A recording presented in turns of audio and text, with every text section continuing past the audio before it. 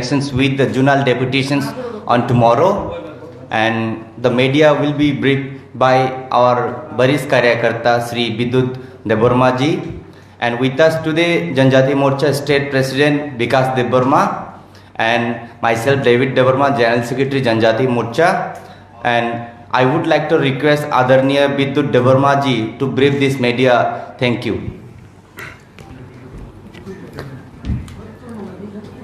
Welcome, স্বাগতম, লামসগ সবাইকে। আজকে আমাদের ভারতীয় জনতা জনজাতি মোর্চা ত্রিপুরা প্রদেশের ডাকে আপনারা সাড়া দিয়ে সব মিডিয়ারা আসলেন, আপনাদেরকে স্বাগতম। আমাদের আজকের মেইন প্রেস মিটের আপনাদের ডাকার একটাই কারণ, আগামীকাল 4 তারিখ নভেম্বর এডিসির 8টা জোনালে আমাদের একই সাথে 11টা থেকে 2টা এই সময়ের মধ্যে আমাদের ডেপুটেশন হবে। গত 19 তারিখ অক্টোবরে 44টা সাব জোনালে যে আমরা ডেপুটেশন দিলাম, ওইটার নিরিখে আবার 4 তারিখ আগামীকাল আমরা ডেপুটেশন দেব। যে আমরা চার্জশিট দিয়েছিলাম, যে কারণগুলো আমরা দিয়েছিলাম, এখন আমরা এডিসি প্রশাসন থেকে সদুত্তর পাইনি। এই জন্য আবার আমরা আগামীকাল 8টা জোনালে আমরা ডেপুটেশন দেব। এটাই আজকের মেইন আপনাদের সঙ্গে মিলিত হওয়ার কারণ।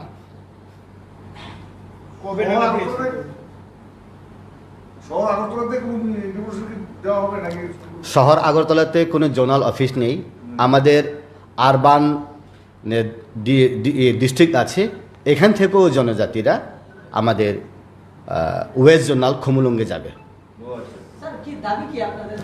দাবি একটাই, এডিসিতে যেটা ডেভেলপমেন্ট হচ্ছে না, করাপশন হচ্ছে, এইটার কোয়েরি করার জন্যে যে পয়েন্টগুলো আমরা দিয়েছিলাম গত 19 তারিখে 8টা পয়েন্ট, যেমন এডিসি ভবন নির্মাণ, ওইটাও ঠিক হয়নি। কারণ উত্তর গেটে ওল্ড কাউন্সিল ভবনে এডিসি ভবন 5 তলা করে নির্মাণ করার কথা ছিল, পাইলিং করে। এইটা নীতি আয়োগের টাকা, ওইটা এডিসিতে তীব্রমাথা প্রশাসনে আসার পর ওই যেটা কনস্ট্রাকশন হওয়ার যেটা প্রসেস ছিল, ওইটা ডাইভার্ট করেছে। ডাইভার্ট যদি করতে হয়, নীতি আয়োগের টাকা যদি ডাইভার্ট করতে হয়, চিফ সেক্রেটারির সঙ্গে পরামর্শ করে ডাইভার্ট করতে হয়। কিন্তু এই টাকা কোন জায়গাতে খরচ করা হবে এখনও কোনো ব্ল্যাক অ্যান্ড হোয়াইট আমরা রিপোর্ট পাইনি এইটা।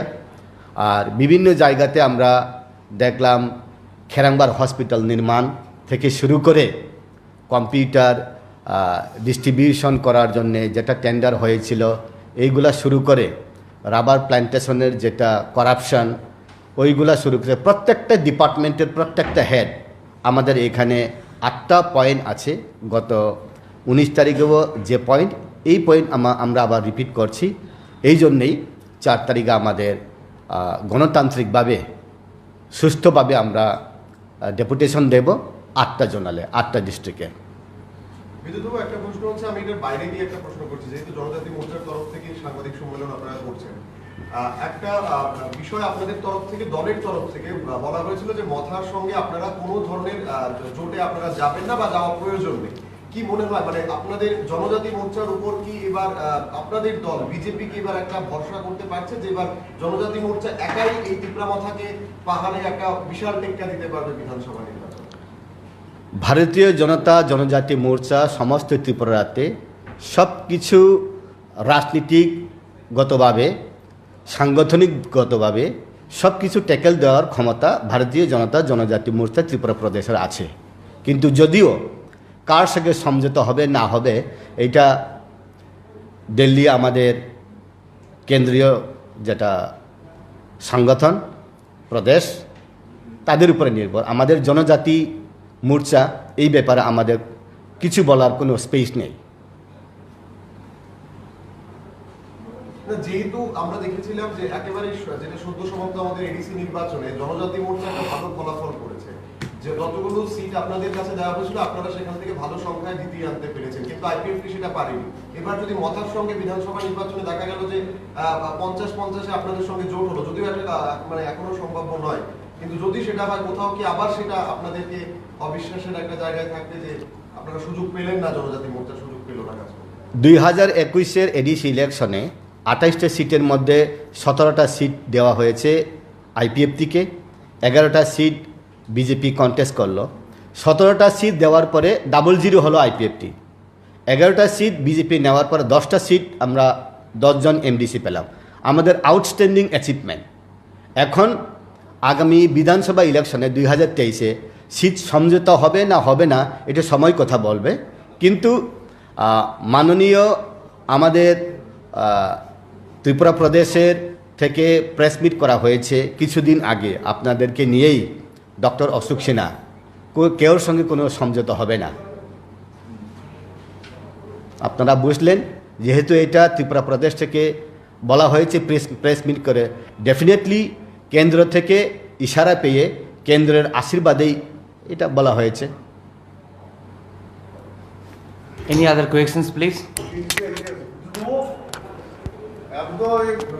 নতুন করে আবার জয়েন করলেন বিজেপিতে, এখন আপনাকে কোনো পদ দেওয়া হয়েছে?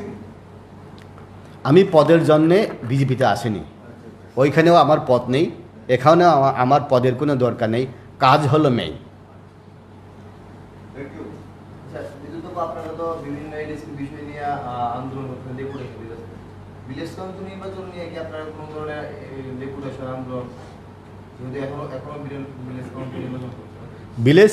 ভিলেজ কমিটি নির্বাচন টোটালি ডিপেন্ড করে ইলেকশন কমিশনের উপর। ইলেকশন কমিশন যদি বলে ইলেকশন হবে, আমরা রাজি, যদি না করে তো আমরা কি করব। এই জন্যেই ভিলেজ কমিটি নির্বাচনের জন্যে ভারতীয় জনতা জনজাতি মোর্চা ত্রিপুরা প্রদেশ এখানে কোনো হাত নেই। আপনারা কি আলাদা করে মানে তাড়াতাড়ি ইলেকশনের কোনো দাবি করতেছেন না? হইলে তো ভালো। না, আপনাদের দাবি আছে কি, সংগঠনের কোনো দাবি আছে কি? কারণ অনেকদিন যাবত ভিলেজ কাউন্সিলগুলি নির্বাচন ছাড়া প্রশাসনিক আধিকারিক দিয়ে চলতেছে। জনজাতি মোর্চার কোনো পার্টিকুলার ডিমান্ড নেই, রাজ্য কমিটি মাদার সংগঠন যেটা বলবে এটাই আমরা মানি।